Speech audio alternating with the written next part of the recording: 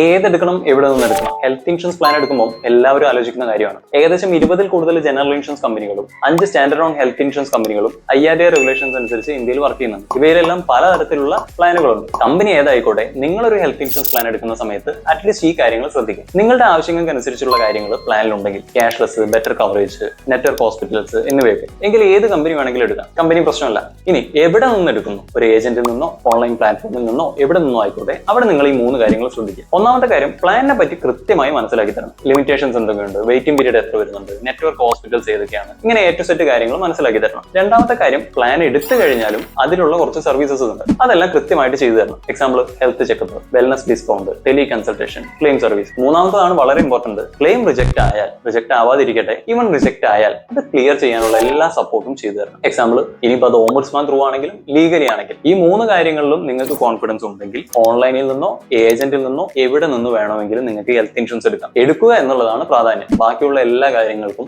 ഇവിടെ സൊല്യൂഷൻസ് ഉണ്ട്. Idea ലോൺസിൽ 8ഓളം insurance കമ്പനികളുടെ ഹെൽത്ത് ഇൻഷുറൻസ് പ്ലാനുകൾ അവൈലബിൾ ആണ്. നിങ്ങൾക്കും ഫാമിലിക്കും അനുയോജ്യമായിട്ടുള്ള ഹെൽത്ത് ഇൻഷുറൻസ് പ്ലാനിന് വേണ്ടിയിട്ട് സ്ക്രീനിൽ കാണുന്ന നമ്പറിൽ കോൺടാക്ട് ചെയ്യുക.